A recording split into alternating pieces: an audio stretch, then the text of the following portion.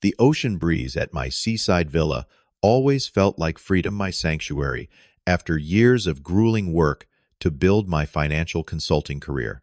When that email notification chimed in my Tokyo hotel room, I never imagined my own parents would sell my dream home without permission to cover my sister's gambling debts.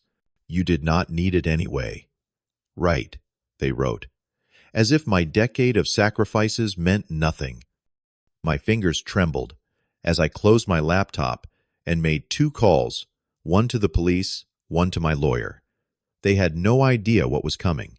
Before I dive into this painful story, let me know where you are watching from. Hit like and subscribe. If you have ever had family betray your trust, trust me, you will want to see how this ends. I am Montgomery Collins, 34 years old, and until last month, I thought I had everything figured out. After growing up in a middle-class neighborhood in Portland, I clawed my way through state college with scholarships and part-time jobs, eventually landing an entry-level position at Westbrook Financial Consulting.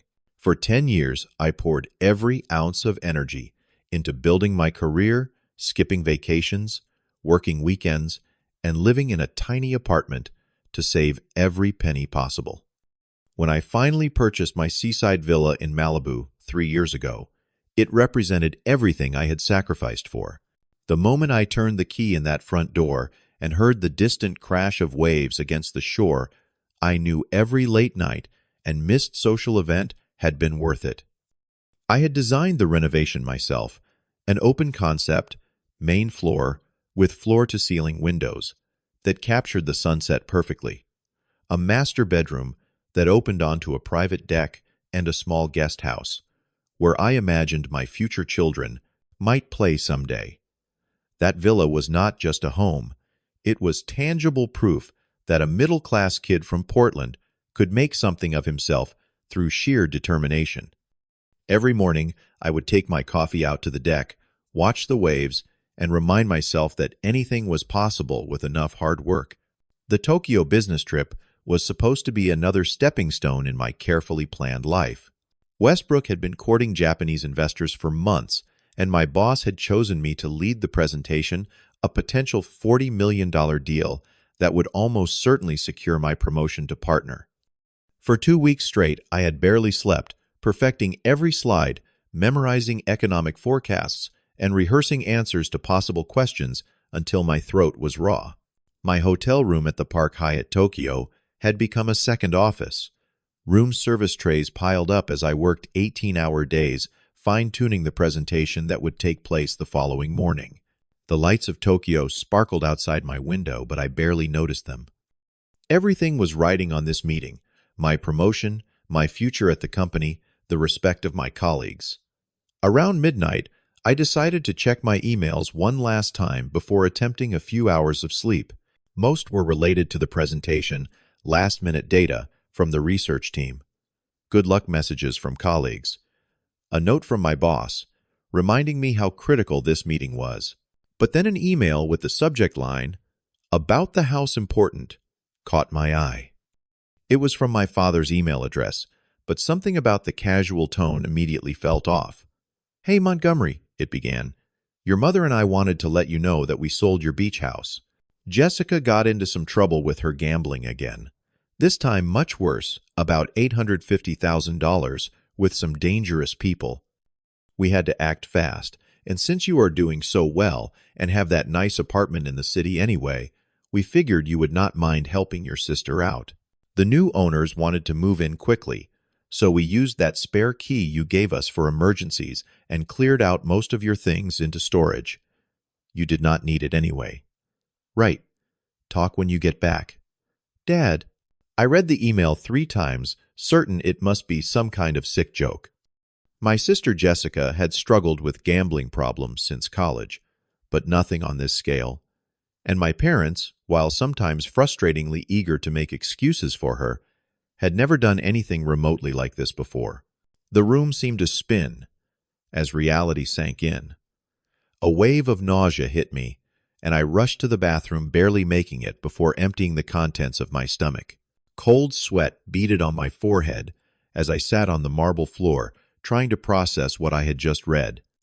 My hands shook so badly, I could barely dial my father's number. The call went straight to voicemail. Same with my mother's phone. I texted and called Jessica, but all I got was a brief message. "Sorry, bro. I messed up. We'll explain when you are home. Love you." I pulled up my banking app scanning for any unusual activity, then checked my email for any official documentation about the sale. Nothing, which meant they had somehow forged my signature or falsified documents. The realization felt like ice water in my veins. This was not just a family betrayal, it was fraud. How could they possibly have sold my house without my consent? The logical part of my brain kicked into problem-solving mode even as emotions threatened to overwhelm me. I needed to contact the police. I needed a lawyer. I needed to stop this sale before it was finalized. But as I sat there on the bathroom floor of a luxury hotel room halfway across the world, another thought kept interrupting my planning.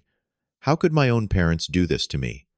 That villa represented far more than its $4 million market value. I had spent months working with architects to design the renovations, creating spaces that reflected who I was and what I valued. The kitchen island, made from reclaimed wood, reminded me of my grandfather's workshop. The blue tile backsplash matched the exact shade of the ocean on a clear day. The reading nook in the living room housed the first edition books I had collected over years of attending estate sales. More than the structure itself, the villa held irreplaceable items. My grandfather's handcrafted fishing rods hung on the den wall. The painting, my college roommate, now a successful artist, had given me before his death in a car accident 3 years ago. Photo albums from my childhood that my mother had insisted I take when I finally got a proper home. All these pieces of my life potentially scattered or sold or simply thrown away without a second thought. I had always been careful about money. My financial security was hard-won, but the villa had been my one indulgence, the place where I allowed myself to dream about a future with a family of my own someday, the place where I felt truly at peace. And my parents had sold it to bail out Jessica. Again, this was not the first time my sister's gambling had created chaos. It started with small loans in college that she never repaid, then escalated to maxed-out credit cards. I helped pay off then a second mortgage on her condo that I co-signed when she promised she was getting help. But $850,000, this was exponentially worse than anything before. Through a series of frantic calls to mutual friends, I learned Jessica had been playing in underground poker games for months, borrowing from loan sharks associated with organized crime. My parents had already depleted their retirement savings, trying to help her, a fact they had hidden from me during our weekly calls. One particularly painful revelation came from my Aunt Linda, who reluctantly admitted my parents had been enabling Jessica's behavior for years. "They always made excuses for her, Montgomery," she said softly. "Even when you both were children, she got away with things you never would have. I love my brother, but he and your mother have different rules for Jessica than they ever had for you." The pattern was painfully clear now. Throughout my life, I had been expected to be the responsible one, the steady one, the one who would understand when plans changed because of Jessica's latest crisis. Now they had crossed a line I never imagined possible, and something inside me hardened with resolve. This time would be different. The Tokyo deal was effectively dead the moment I read that email. There was no way I could focus on economic forecasts and investor relations when my life was imploding. At 5 in the morning, I called my boss, Walter, and explained that an urgent family emergency required my immediate return to the States. "Montgomery, you understand the importance of this presentation," Walter said, his voice tight with barely controlled frustration. "We have been working toward this for months. These investors have flown in specifically to meet with you." "I understand completely, sir," I replied, struggling to keep my voice steady. "But this is an emergency involving potential criminal activity that requires my presence. I would not ask if there were any alternative." After a tense silence, Walter sighed. "Alan can step in.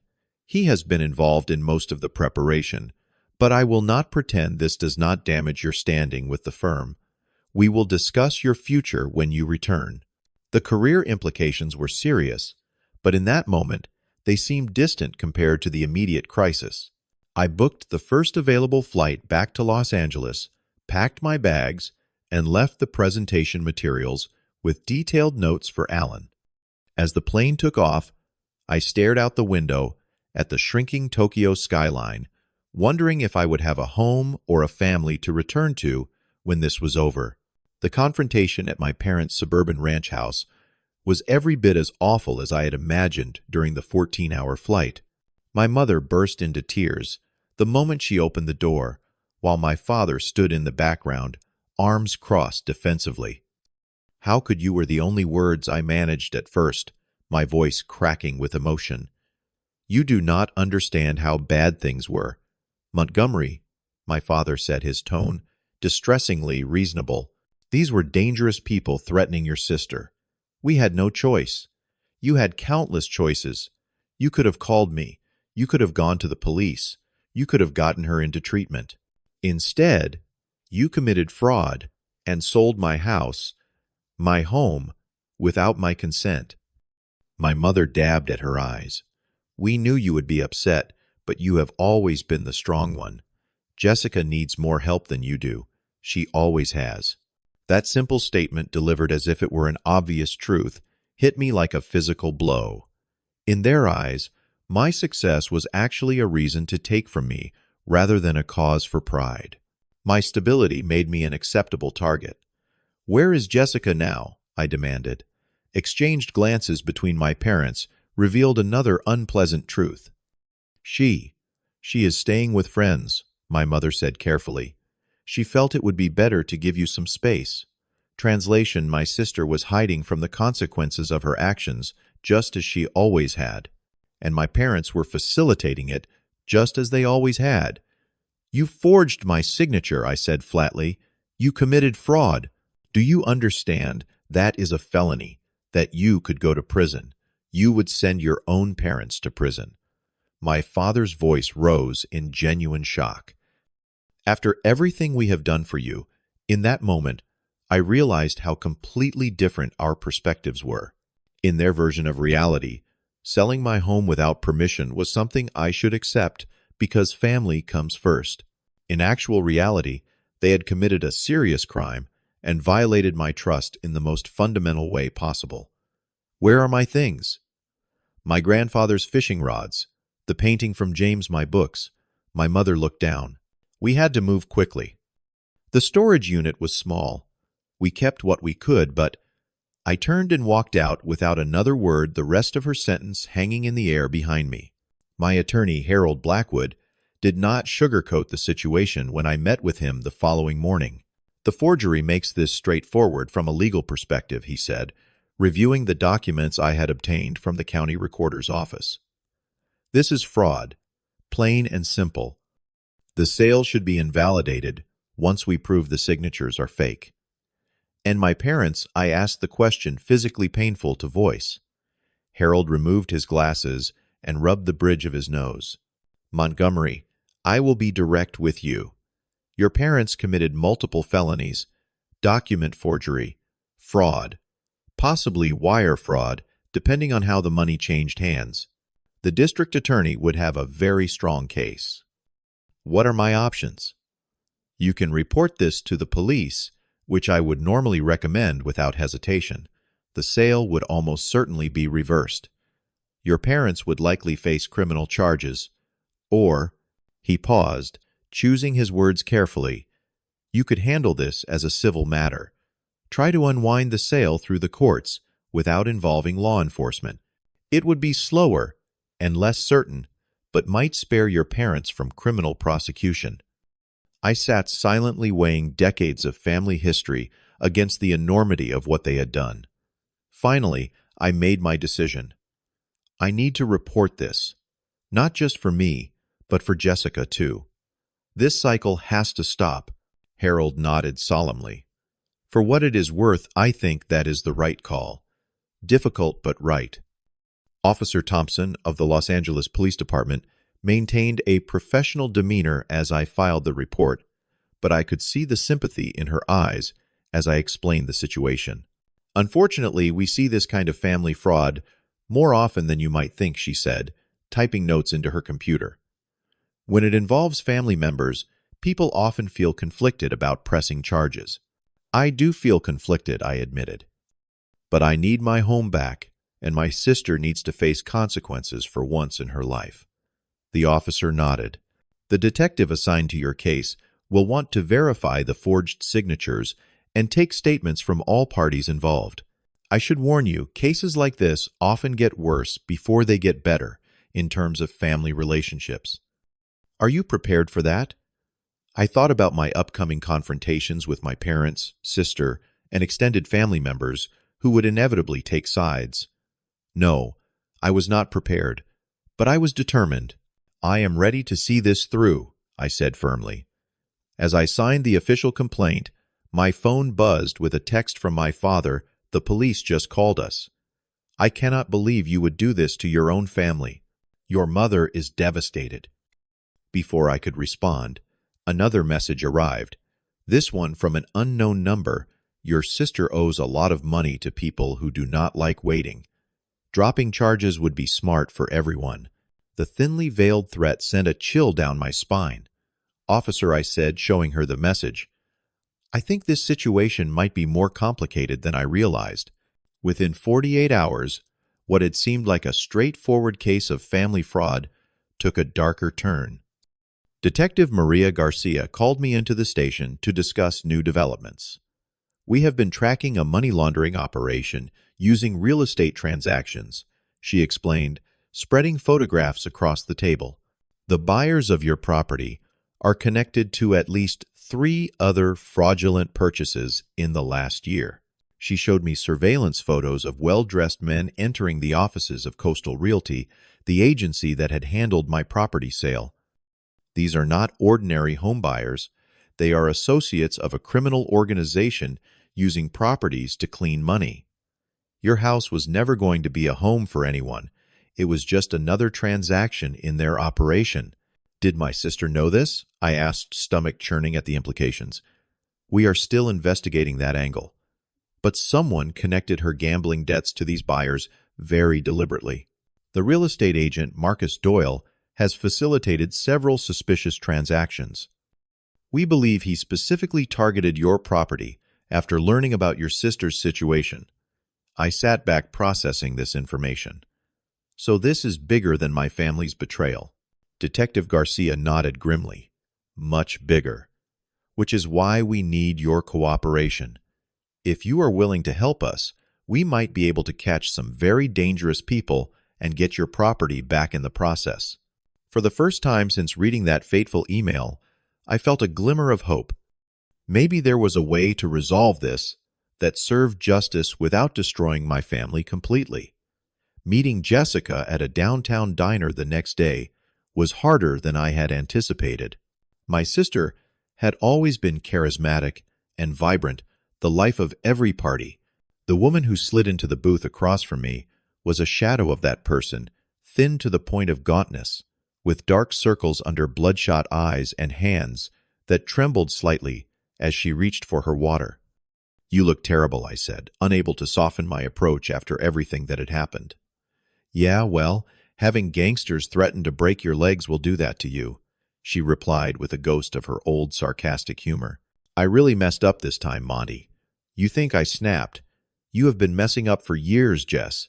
But selling my house, getting Mom and Dad to commit felony fraud, that is a whole new level. She looked down at her hands. I did not ask them to do that. Did you stop them? Did you tell them it was wrong? Or did you just let it happen because it solved your problem? Her silence was answer enough. $850,000, Jessica. How does anyone even get that deep? It started small. 5,000 here, 10,000 there. I would win some back then, lose more. The casino banned me, so I found underground games. Then I started borrowing to cover losses, betting bigger to try to get even. She looked up, eyes swimming with tears. I kept thinking I could fix it before anyone found out. And now, a frightening emptiness crossed her face. I placed a bet last night, 20,000 on a basketball game. My blood ran cold. You are still gambling. After everything that has happened, I cannot stop Monty. I have tried. After the house was sold, I swore I was done. Lasted 4 days. She wiped her eyes. I always thought you had it easy. You know, perfect grades, perfect job, perfect life. But now I think maybe I was the one who had it easy. Mom and Dad always made excuses for me, always cleaned up my messes. They never made me face anything. For the first time, I saw my sister clearly not as the spoiled favorite, but as someone failed by the very people who thought they were helping her. We are going to fix this, I said firmly. But not the way Mom and Dad have been trying to fix things. Real help means facing consequences, Jess. That night I drove to my parents' house for what I hoped would be an honest conversation at last. My mother opened the door with red-rimmed eyes, looking 10 years older than when I had seen her 2 days before. The police called again, she said quietly. They said we might be charged with fraud. Criminal fraud, Montgomery. Yes, I replied simply as I followed her into the living room where my father sat stiffly in his recliner. That is what happens when you forge someone's signature and sell their property illegally. We were desperate, my father said, but the defensiveness had drained from his voice, replaced by genuine fear. These men, they came to the house. They showed us pictures of Jessica coming out of her apartment, going to work. They knew her schedule. They said they would hurt her if the money was not paid. So you decided to hurt me instead. I said the words, like stones between us. My mother broke down completely, then sobbing as she explained their reasoning.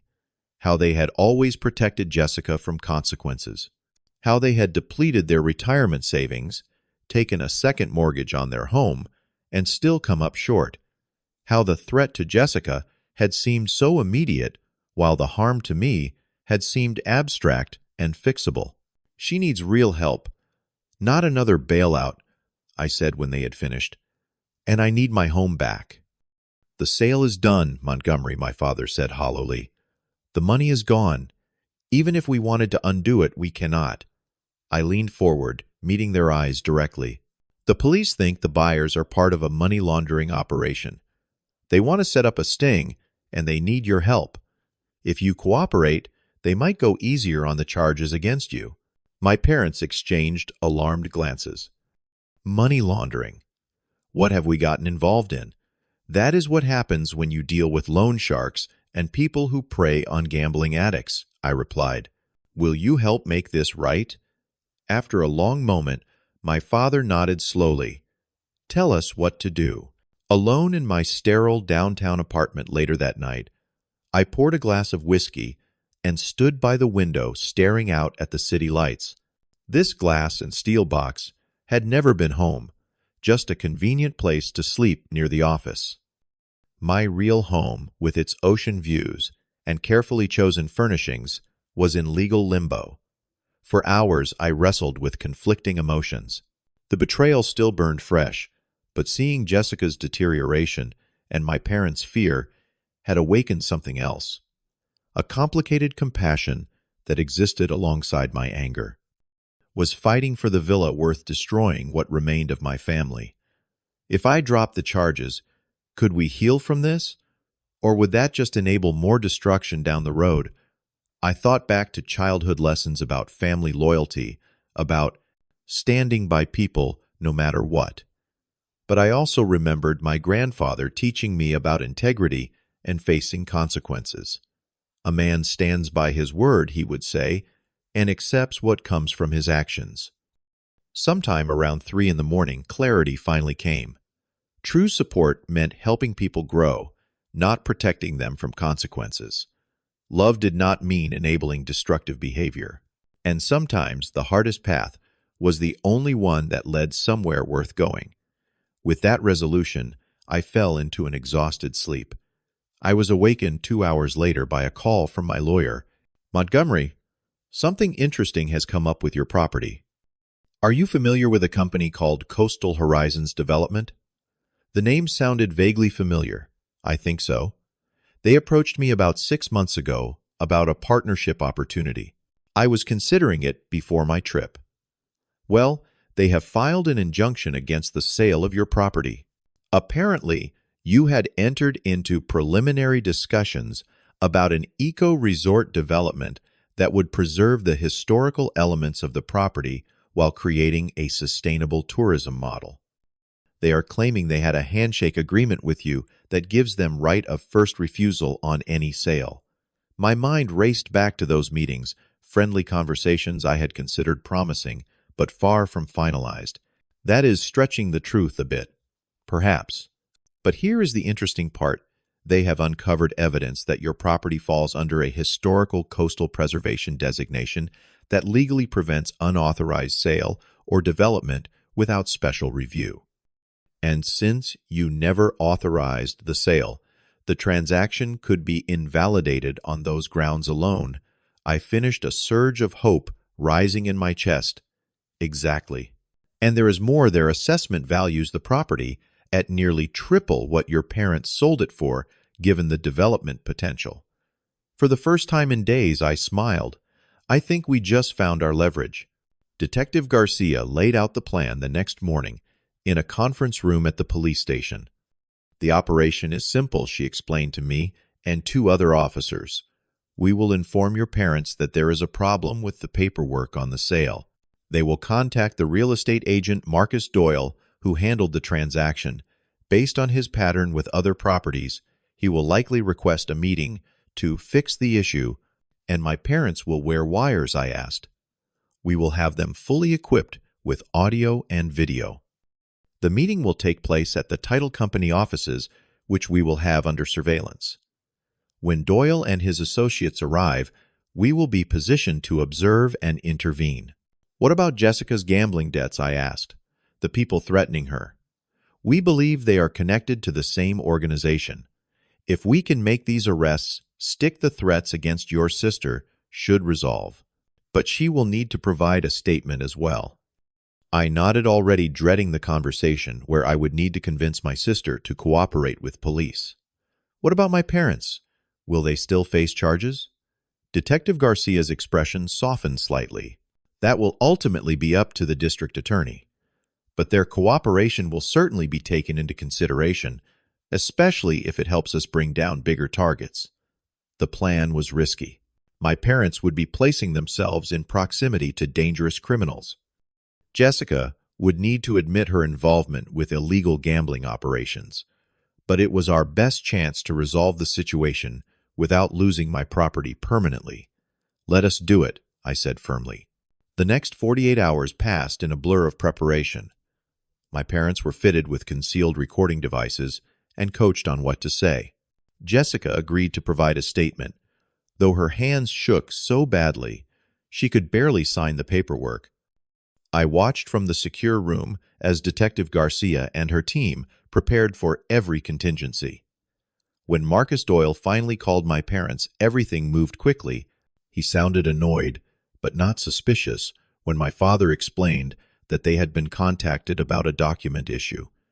This is highly irregular, the agent said. The sale has already gone through. The funds have been dispersed.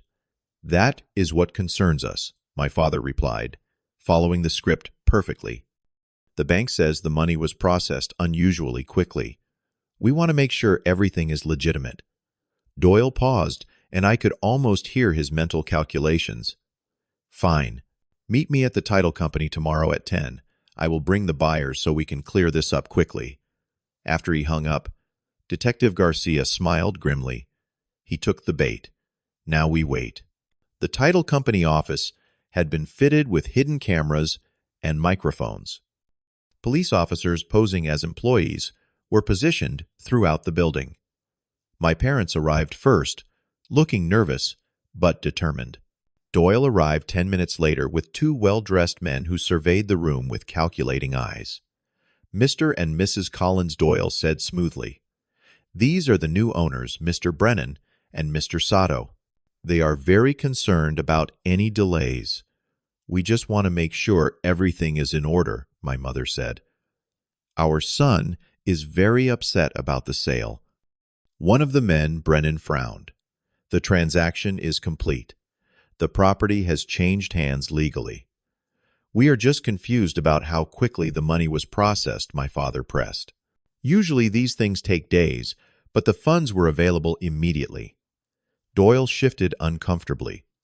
We have relationships with certain financial institutions that allow for expedited processing. What kind of relationships? My father asked innocently. The tension in the room ratcheted up as Doyle and Brennan exchanged glances. Sato leaned forward. Your concerns are noted but unnecessary, he said coldly. The property will undergo renovations soon to prepare it for its real purpose. The oceanfront location is ideal for our business interests. What business interests? My mother asked. Import divided by export, Brennan said quickly. Now, if you could just sign these final papers confirming you have no further claims on the property. As he pushed documents across the table, Doyle added, Sign these and the matter is closed. Your daughter's obligations will be considered fulfilled as well. My father froze. We never mentioned our daughter. The atmosphere shifted instantly. Brennan's hand moved toward his jacket, but before he could reach whatever he was carrying, the doors burst open and officers flooded in, police hands, where we can see them. The chaos that followed was brief but intense. Brennan attempted to flee, but was tackled by an officer near the exit. Sato and Doyle were handcuffed without resistance, though Doyle kept insisting he had done nothing illegal. My parents were quickly escorted to safety as evidence was collected and the suspects were led away. You did good, Detective Garcia told my parents afterward. Really good. We have them on multiple charges: money laundering, conspiracy, making criminal threats, and fraud. My father looked years older, his shoulders slumped with the weight of what they had done and what they had helped uncover. What happens now? To us, I mean. That conversation needs to include the District Attorney, Garcia said carefully. But your cooperation today will count for a lot. Jessica was waiting at my apartment when I returned, pacing anxiously. Is it over? Did they arrest those people? Yes, I said, setting down my keys. Doyle and 2 of his associates are in custody. The police think they will roll over on their bosses to get lighter sentences, and the threats against me should be resolved. But you need to stay clear of gambling, Jess. Completely. These people know who you are now. She nodded, picking at her sleeve. I called a treatment center this morning. They have a 90-day residential program. I start tomorrow. I looked at her in surprise. That is a big step. I hit bottom, Monty. Watching Mom and Dad wear wires to meet with criminals because of my gambling that finally got through to me. I cannot do this anymore. She took a shaky breath. I need real help. For the first time in weeks, I felt something like hope for my sister. I will support your recovery, Jess. But not financially. Not anymore. That is not the kind of help you need. I know, she whispered. I have taken advantage of everyone who loves me, especially you. I am so sorry about your house. It looks like I might get it back, I said, explaining about the historical designation and the Coastal Horizons injunction. The sale will almost certainly be invalidated. That is great, she said, genuine relief crossing her face. What about Mom and Dad? Will they go to prison? The DA is considering reduced charges in exchange for their testimony. They might get probation instead of jail time, but it is going to be rough for a while. Jessica nodded solemnly. We all need to face consequences. That is what you have been trying to tell me for years. Is not it? As she left for her apartment to pack for rehab, I felt the first stirrings of something that had been missing throughout this ordeal, hope that my family might actually learn and grow from this terrible experience. 1 year later, I stood on the deck of my villa, watching the sunset paint the ocean in shades of orange and pink. The legal battle had been lengthy, but ultimately successful. The fraudulent sale had been invalidated, and I had regained ownership of my home, though some of my belongings had been lost forever. My partnership with Coastal Horizons was proceeding well. We had developed plans for an eco-resort that would preserve the historic character of the property while creating something new and meaningful. Even more satisfying, I had insisted on creating an employment program for recovering addicts as part of the project. Jessica was 9 months sober, working as an administrative assistant and attending Gamblers Anonymous meetings 3 times weekly. Our relationship was slowly healing, built now on honesty rather than the enabling patterns of the past. She had moved into a modest apartment near her job and was paying her own bills for the first time in her adult life. My parents had received 5 years probation and community service requirements. The financial consequences were severe. Legal bills had forced them to sell their home and move into a small condo, but they had avoided prison. Our relationship remained complicated, but weekly family therapy sessions were helping us establish new, healthier boundaries. My career had taken a hit from the aborted Tokyo presentation, but not as severe as I had feared. Walter had been impressed by my handling of the family crisis and my eventual return to close several major domestic deals. I would not make partner this year, but my position at the firm was secure. As the last rays of sunlight disappeared beyond the horizon, I reflected on the painful journey of the past year. The betrayal had nearly destroyed my family, but from those ashes, something stronger was emerging. We were learning that true love sometimes means standing firm, that boundaries are necessary for health, and that facing consequences is how we grow. The ocean breeze carried away the last of my bitterness as I turned to go inside. Some wounds may never fully heal, but I had discovered a resilience I never knew I possessed. And sometimes that is enough. Have you ever had to set difficult boundaries with family members who kept making the same mistakes? Share your story in the comments below. Remember to like this video if you found value in my experience, subscribe for more real-life stories about overcoming family challenges, and share with someone who might be struggling with similar situations.